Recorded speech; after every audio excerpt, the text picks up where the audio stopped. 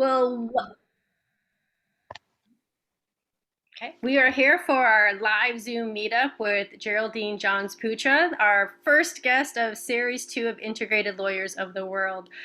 Geraldine is a corporate lawyer who went from large law firm practice and experience to owning her own firm and practice that focuses on helping enterprises be human-centered, earth-friendly, that for health happier humans and a healthier planet. And Geraldine, in our podcast conversation, we discussed, oh my goodness, I enjoyed our conversation so much. We discussed individual rights as well as responsibilities to communities, business practices, and enterprises. So much. Is there anything from our conversation that you would like to elaborate on or share or thoughts as we start this conversation? Thanks, Kerry. So I actually re-listened to it this morning. I was walking the dog and I thought I'd better listen to it again ahead of this meetup. I hate listening to myself. I'm sure I'm not the only one. Yeah. So yeah, I listened to it and I thought, this was a really, really, like you said, wide-ranging conversation. I think it was towards the end where we really got into some of the more personal stuff. And that was, I actually have gone through it myself a few times with people, but I get something new from it every time, the journey, revisiting the journey. And I think that that's an interesting thing to reflect on, that we tell stories about ourselves, and the path we've been on, and we kind of tell it in the same way each time with a little bit of a different twist. And so each time it's nice to go back and think, well, what was it that came out of it this time? And I think for me, what I was really seeing was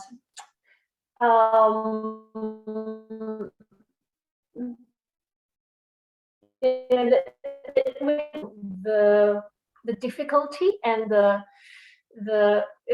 kind of the aspects of it that made it a hard journey kind of lighten, and it looked more and more and more like it was the path that was meant to be. Like there's you see the bits where the lanterns were lit for you, right? And so with each recording, I'm going, yeah, actually, like it wasn't so bad. Actually, like it was a natural path. So I don't know that. When you're saying, when you're looking at it after the fact, as our conversation, when we had our conversation, it was saying, yeah, it was a natural path. As you were going through it, did you always feel it was a natural path? Oh, definitely not. As I was going through it, I was going, this is just hell. This is like this. When people talk about dark night of the soul, what am I going to do? I'm stuck in this, this role that I feel obliged to be in. I've got so many people depending on me. My parents sacrificed so much to make sure that I went to law school and got this job, and now I'm going to throw it away. All of those things go through your mind, plus the everyday getting up and going to work and thinking, this is really sapping my soul. And people to show up to it and work. I love how you can look back and see that. There's so many times in my life that I can look back and see that. And it helps me when I'm going forward into those dark nights to be able to say, okay, this is like that last time when I felt like this. I recognize how I feel now. And I have felt this way on the path when I got to a really good place. Yeah. So that, I mean, I love that you're pointing that out, because it's like, oh yeah, of course, those were the natural steps. This is the way it should have been. That's it. There was almost like no other way. I mean, you could think, even if you think, well, if I'd made decisions faster, I might have saved myself some suffering.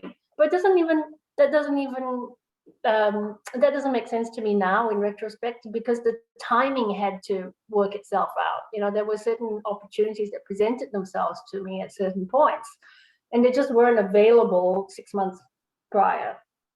So then you see all of these things slot in beautifully, And of course, we as human beings, we like to see the patterns and connections. It does seem like serendipitous, happenings and occurrences at just the right time. Yet, I think even objectively, I know that I couldn't have sped it up. I couldn't have sped it up internally and externally because it wasn't sped up. It was perfect. Mm. There's on my wall, I have it's in Portuguese, which is on purpose. It says the universe conspires in your favor. Yes.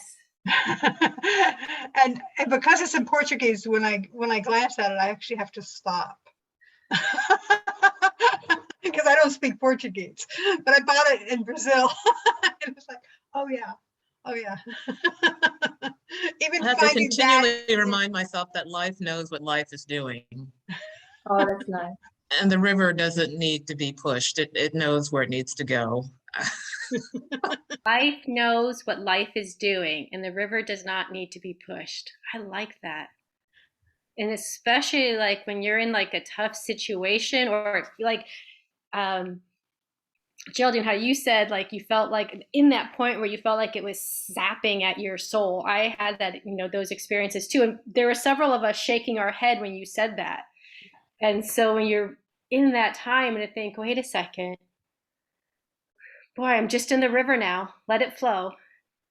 Give some hope. Yeah, that's the alignment piece, isn't it? When the soul is not in alignment. Oh, and I think when you're younger or you're going through different experiences and more kind of distracted by the shiny things. In my case, it was climbing the ladder and establishing yourself or whatever. You can silence the soul and say, all right, I'm not listening to you right now, right? But if you're not distracted, or you kind of achieved what you set yourself, the goals you set yourself, and suddenly you're going, this is not fulfilling, then the soul's voice is so loud that you can't ignore it. And that's the sapping part. That's the part where you know that something is wrong in your life. It's the cognitive dissonance.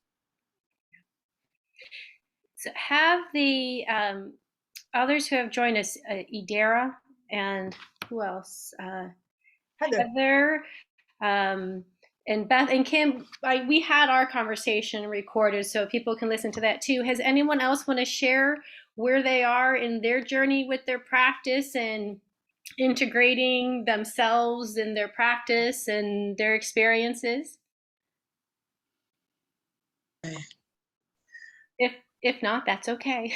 I just wanted to open it to everyone because we are all in this for ourselves, but we're also all in it together as well. Good. If at any time in this conversation, anyone has a question that they would like to ask Geraldine, you can just raise your hand and ask it. You can just ask it yourself, or you can send a message to Beth and we will ask it during our conversation, or send a message in the chat. And at any time you can do that. I think Idera was ready to speak. Yeah, I think. Oh, and now she's on mute. I'm sorry, I didn't. Could you repeat the question? Oh, we thought you were about to talk. Yeah, you had come off mute for the last question. No, I'm fine with listening right now. I'm fine. Thank you for asking. Okay. Well, good. So then I thought it would be nice to further our discussion, in part because I just recently watched the movie Don't Look Up. I don't know if you guys have seen that. And as a follow-up with Kim, I don't know if you remember, as part of our conversation, we talked about what are the people in the boardroom of the oil companies, what are they thinking, and when they're making their decisions about how they're running their companies and how it affects everything. So with that in mind, and to give us a practice, and we're all in the boardroom, here's a little real life situation. We're in the boardroom of an oil company, large oil company, And they go to us, and the executives are finally making a decision. You know what? We listened to Geraldine's conversation with Carrie on integrative lawyers of the world, and we like what we heard about being human-centered and earth-friendly. Let's bring in our general counsel, which is all of us. Let's bring our general counsel staff, which is all of us. How do we do that? What are some of the things that we could do to guide companies and businesses who want to be human-centered and earth-friendly? Geraldine, I'll throw this out to you first, and then other people, please join in. You get the hard questions. There are a couple of reflections. I mean, it's actually not a far-fetched scenario. I have connections to a large mining company, so I know 2 people on the board of that large mining company. I've spoken to a senior executive recently in the assurance function, and they are really taking their obligations very seriously. Okay, they understand that they've got issues. They understand that they've made mistakes. They understand that there's a lot of work for them to do. And that's just in general culture and improving their human rights record. Okay. And and I'm not actually, I'm not giving away confidences. So they want to do better. And that goes, I think if you spoke to people in senior positions of oil companies and mining companies, they will say, we want to actually do our business in a way that is as environmentally friendly as possible. And where the rubber hits the road with all of these issues is that fundamentally they have a business that is about extracting resources from the planet, and that's there's a fundamental incompatibility with doing that and being regenerative and being respectful of nature. So I think you'll find that there are people who are trying their best, but not going too close to the nub of the real issue. Okay, yeah. They can't in the sense that, of course, they can. We all can, but doing that, will actually be too disruptive.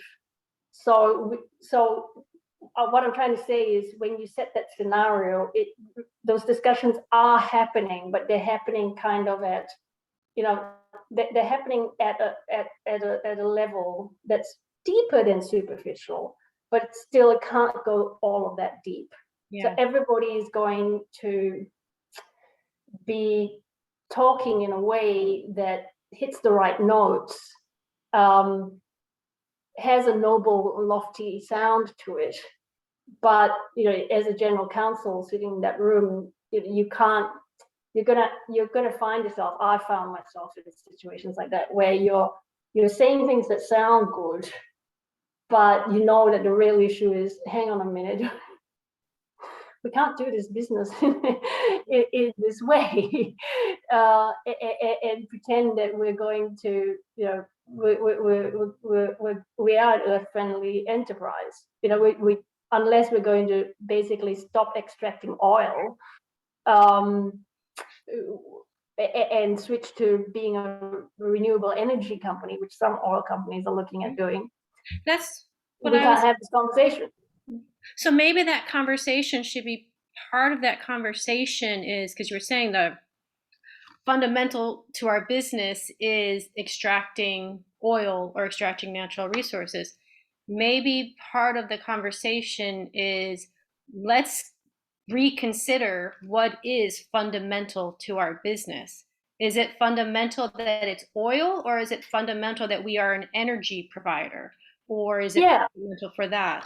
Yeah, and I think that's an important thing to go to, Carrie. Like, I I think, you know, the reason why I went into through all of what I was saying was is that it's really easy for people to fall into traps where they, you know, we think we're talking about noble things. We think we're talking about making the planet better, what we're not really. We're just falling to the convenient, you know, or we're going to meet our SDG goals, or we're going to put out a human rights statement, or whatever it is. And it's actually, that's a greenwashing trap.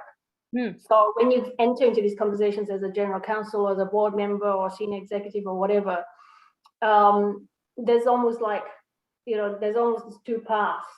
If you're not going to go down the evil path, you're choosing to go down the positive route, there's still another trap, and that trap is the greenwashing trap. And many companies are going down the greenwashing trap. And many people are going along with it feeling good. But there's a deeper road. And I think all of us on this conversation here understand what the deeper road is. And it takes guts in the boardroom to go down the deeper road. And I haven't in all of, I'm going to admit that in many scenarios, I do not take that deeper road. I'm just too scared.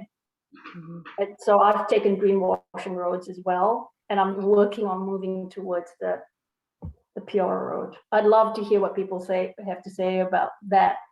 Greenwashing is the easy way out. I'll open it up. I have some ideas, but I'd love to hear from anyone else before I jump in. I was thinking that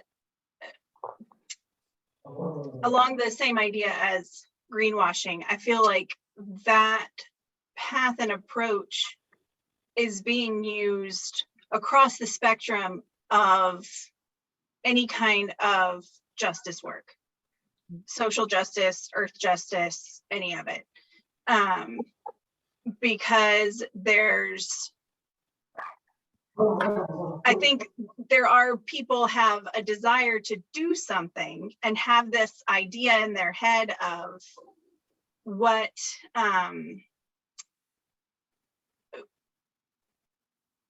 the kind of like the heart of what they want to do, but they don't have the ability to put any action behind it, or they don't have the knowledge to put any action behind it, and so they just put out words and then don't change what they're actually doing. And like you said, it's a mental trap. You trick yourself into thinking, well, I did something because I said something. But if you can say all you want, but if you don't actually do a thing, you haven't changed anything. And I think one of the big questions is, how do we get people to do that work, to be in the boardroom and say, we have to come up with new ways of doing things? And how can we support them with ideas, with brainstorms, with paths, with options for what to do? Because that's what I would think, like, if they call general counsel in for a thing, they want to know what tool do we have in our toolbox that we can affect change with. And I guess that the heart of the question is, how do we hand them the tool? Yeah. Idara, I think you had a comment. Yeah, it just this whole discussion reminds me of what's going on in the United States as far as race relations. You know, this just happens to be the start of Black History Month, and that whole configuration that's another discussion for another day. But you know, everybody can post an inspirational MLK quote.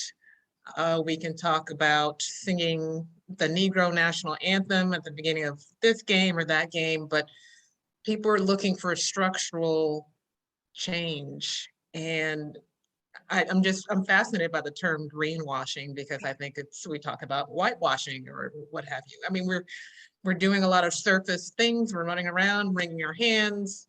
Meanwhile, people are like, I didn't really want a Juneteenth holiday. I just want people to stop killing people that look like me. I don't need another day off to have picnics with family and friends. I just want people to stop killing, you know, my sons or people that look like my sons. So yeah, it's very difficult. The prospect of deep structural change is not something that happens in a soundbite fashion. It takes a lot of guts. And, and I give a lot of kudos to Geraldine for admitting that, sometimes you just have to go with the greenwashing route and see what happens and wait for another day to, take the opportunity to build up the inner courage to really crank at the system. And I think it's about courage. I have a friend who is a author and consultant who does a lot of transformational work. And he was invited to come to a group of CEOs by a CEO who had made a lot of like radical changes in the way they ran their business. Kind of, famous guy. And so he's talking to all these CEOs, and they're like, I couldn't possibly do that.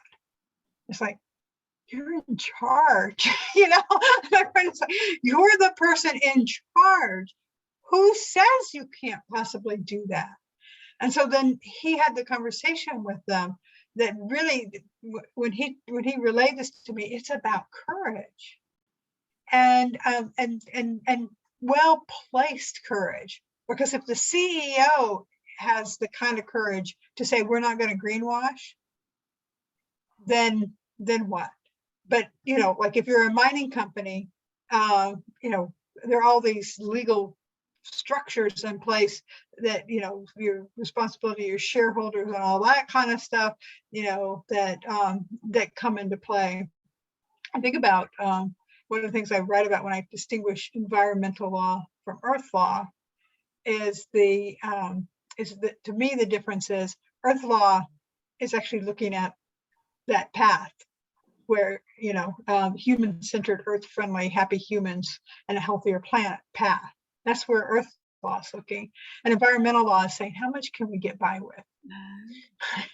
Like quotas or, well, if we risk, how much can we risk this fine? So we will actually commit environmental damage, but we'll take the fine. We'll take the fine. Or, if we don't do the maintenance, what are the chances that we're going to have an ecocide here? And if we do the maintenance, it's expensive. And so, it's like McDonald's and the coffee. We're going to take the risk. And sometimes we're going to fail and it's going to be really bad. Then we'll have to figure out how to save face. Yeah. So a lot of what you guys are saying, like it's all coming together with the integrative law movement for me, because one, the authenticity in your comments, Geraldine, in saying, and like how you said, sometimes I've been in the room where I went along with the greenwashing. That to me takes courage and authenticity. And for, Idara, in your comments in sharing about, are we really making any progress with racial relations in the US, or are we just washing it over? That again is authenticity, right? And a very important question. And the courage, Kim, how you were talking about courage, Kim, I'm going to give one of your statements back to you. Community gives courage, right? So if that CEO or the general counsel is in that room and they do want to go down the path of, we don't want to greenwash, we want to go deeper, and they know that if I speak up, I won't get ostracized from my community, the shareholders have my support, I won't get fired, the chances are the courage for them to speak up will be better. So, it's, how do we create, so creating the community will help create the courage for the situations to happen, I hope. Yeah, and I think that there's a genuineness, that people genuinely want to create, human-centered, earth-friendly places to live and work, and because of that, the greenwashing attempts will ultimately fail. They are already, because the push behind SDGs and guiding principles of business and human rights, and all of those grand things actually came from a pure place. So the fake structure of greenwashing should fall ultimately, and we're seeing that happen. So one thing that's happening in Australia is that we're getting a lot of litigation. It's happening around the world. It happened in Europe as well. We're getting a lot of litigation challenging statements that are made by companies. You said that you would commit to this particular climate change goal, and yet you are financing oil and gas companies. That's actually litigation that's on foot right now against the bank. And the bank is being asked to produce all of their assessments about why they're financing oil and gas companies. So it's still underway. You can see that the courts are beginning to say, yeah, we think that you need to produce your evidence as to what you're actually doing to back up your public statements. And that goes to the nub of greenwashing.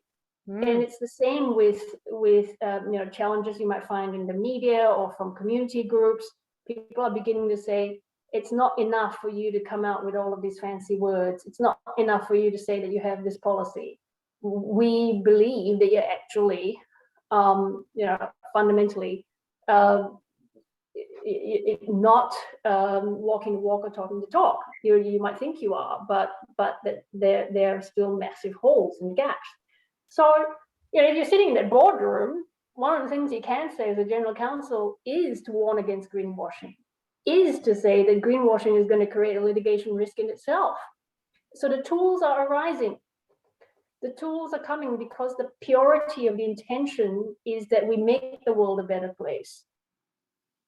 So it's all about timing. And so if 2 years ago I might have been quieter in a boardroom, today I'm going to go in with preparedness to talk about why the greenwashing route is ultimately a risk in itself. And it's just because it's not individuals. It's that we as a humanity are changing things. So there are many people who are responsible for implementing change. For having the guts for funding the litigation, for having the guts to take on the bank, for having the guts to take on the oil company. Those are all the heroes, and we come together and we're doing it. I have to be a little sad that it takes litigation. And that we have to use force to have people do the thing that's going to save the planet. I agree. Well, do you know? I'm sorry, go ahead, Beth. Go ahead. What Kim said goes along with what I was thinking, that what I'm hearing is, on one hand, you have to have the courage to take those risks. But on the other hand, we need to create discomfort, because that agitating something is, it's even like with plants, you stress them to get them to grow and to yield more. So it feels a lot like that is part of the answer to all of these just PR approaches, is that PR makes people comfortable. And when people are comfortable, they're not going to make a stink about things, and they're not going to put their energy into something that their brain wants them to do it, but our personal energy is a finite resource.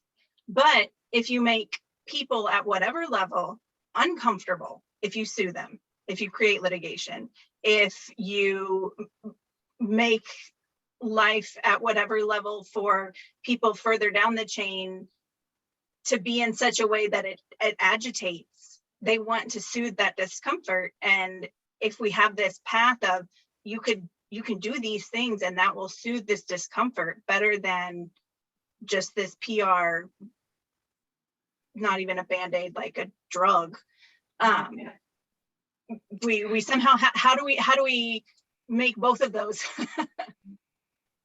I like your analogy to the plant, because at first I'm thinking like, I was thinking, wow, there is a purpose for litigation, but then as Kim said, where it's like using force and like fear, right? We're using fear to this. And what about the idea that love is more powerful than fear? Let's drive with love and not fear. But then your plant analogy brought me some comfort as I'm like dueling that in my mind, because and I didn't know this. So if you have to cause a plant some discomfort in order for it to grow, so when you're causing it the discomfort, you're actually doing that with the intention for the good of the plant, not to, so that's could be an act of love in causing it discomfort. Is that a stretch in trying this? It reminds me of the feather, the brick, and the truck. If you've heard of that, so if you get the feather that tickles you to make a change, and if you don't listen to it, you get the brick that hits you. You better listen to that, because the next thing that comes that the universe will send your way is the truck. And so I think I probably got as far as the brick before I changed, and so I think I avoided the truck. I don't, fingers crossed. But the litigation for some people is the brick or the truck that they need, I think. Yeah. Well, it gives them the story to tell that that they can't just greenwash because of this risk. And so it gives them cover.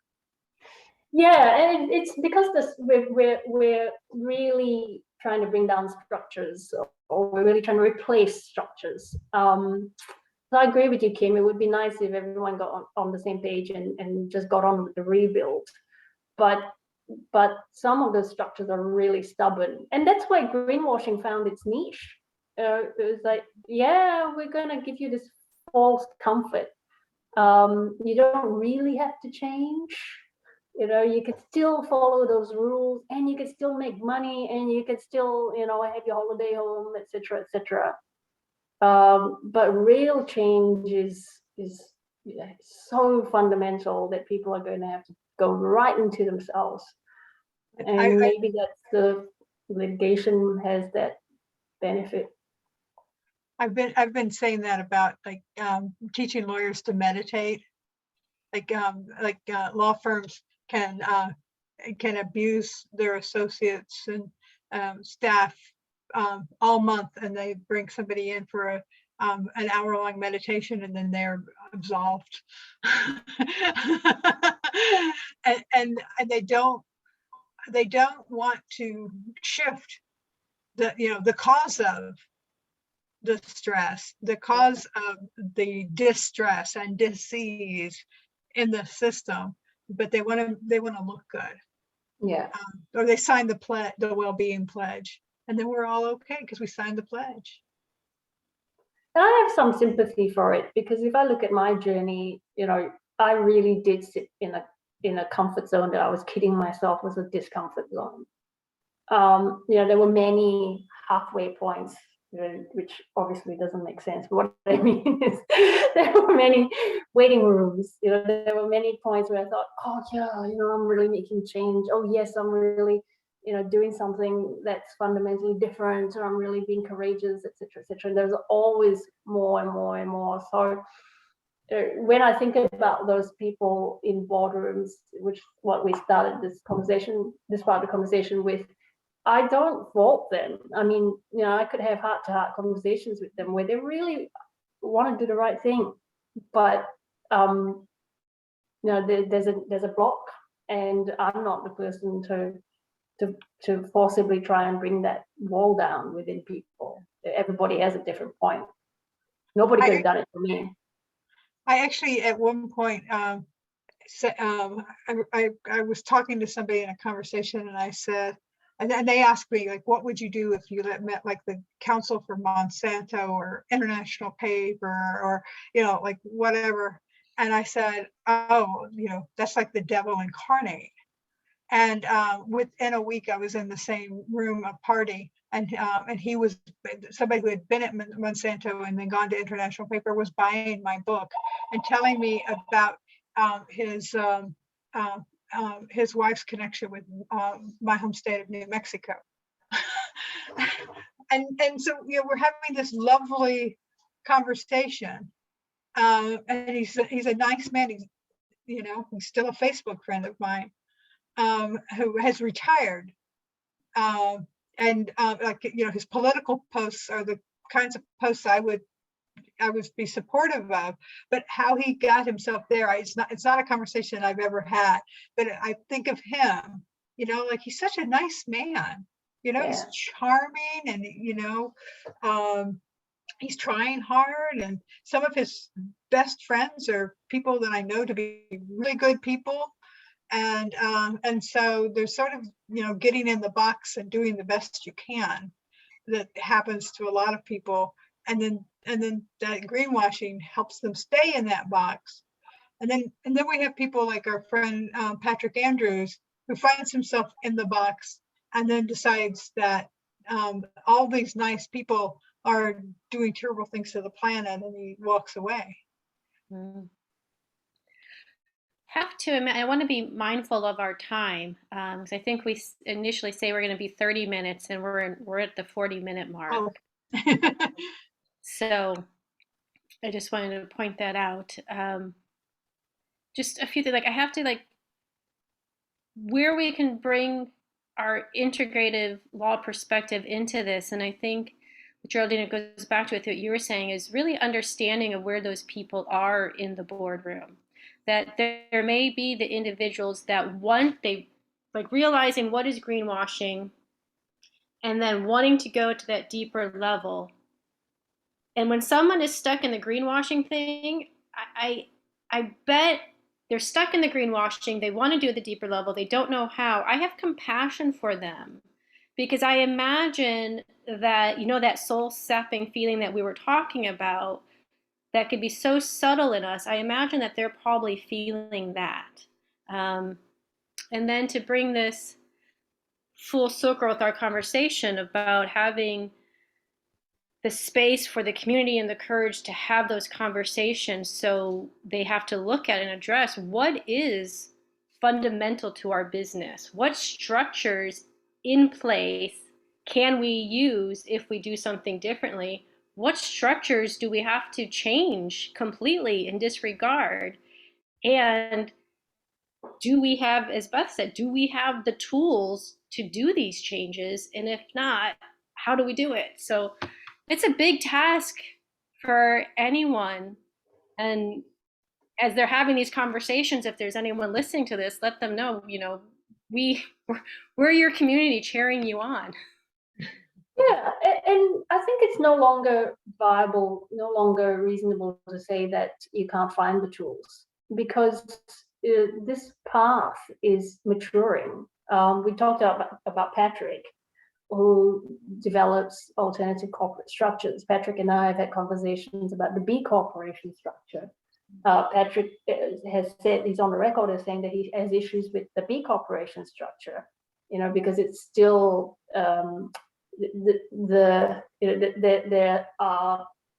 it's not perfect in how it tries to connect or try to lock in mission.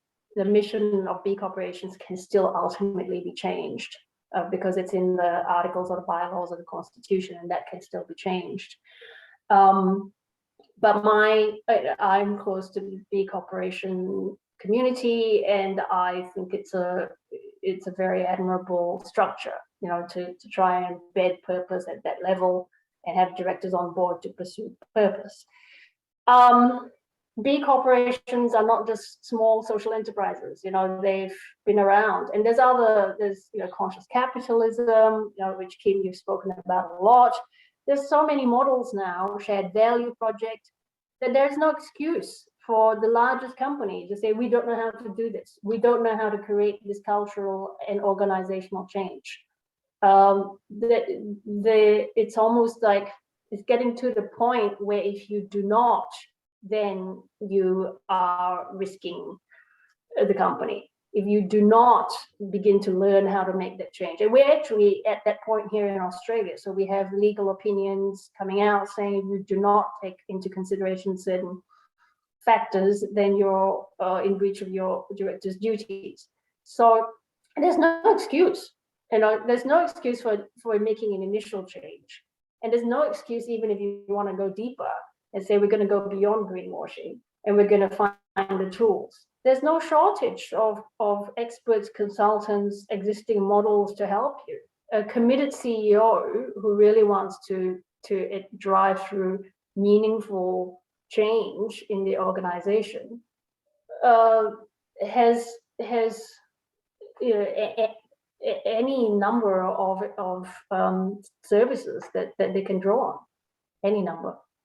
It's here. The revolution is here. Now I sound like a if you're not keeping up with the BlackRock letters, the latest one came out last week, and BlackRock is like one of the biggest investors, and they're basically pointing to, this has got to change. This is a bad financial risk if you're not paying attention, and so it's like litigation. It's not my favorite model, but it's another one of those things that's putting some pressure and giving cover to people who want to do the right thing. Creating the discomfort for our growth. Yeah.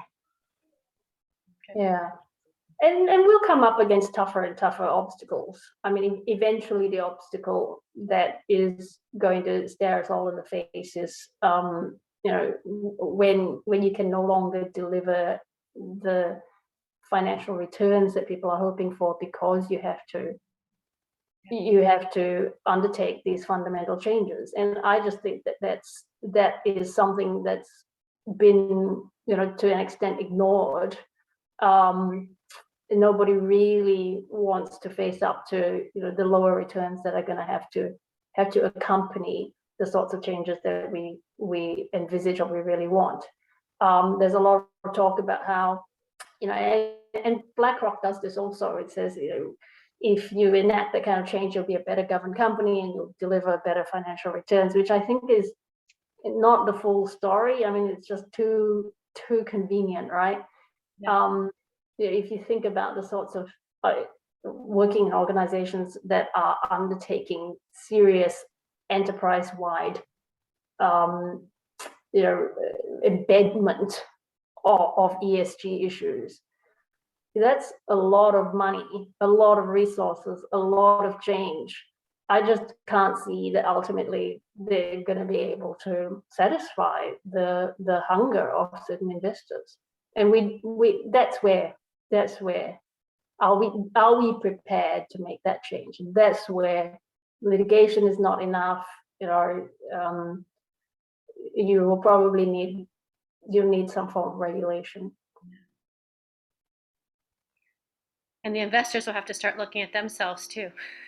Yeah, and there are investors who are prepared to have lower returns in return for impact. They're not going to be able to sit anymore in it's kind of negatively screening investments. They're going to have to shift towards actually positively making change. And as they do, they're going to have to shift into industries where the costs of trying to make positive change are higher and higher and higher. And the low-hanging fruit's gone. Yeah. We're we'll get into the weeds of it. And are we prepared? I think that's coming, but we're not yet prepared to do that. The large investors, the BlackRocks, I just don't know if they are going to come along as far as that. Are there any other questions or comments before we go? Okay, no, okay. Well, Geraldine, thank you for joining us again this afternoon. And I think the conversation on how individuals and businesses can be, and I know I say it over and over again because it's such a clear statement, human-centered, earth-friendly enterprises. To continue that conversation, anyone feel free to contact Geraldine. Her law firm is posted on Integrative Lawyers of the World, and feel free to reach out to the Integrative Lawyers of the World community. Thank you so much for joining us today. Thank you, Carrie. It's been an absolute pleasure and privilege. Thank you, everyone. Thank you. Thanks,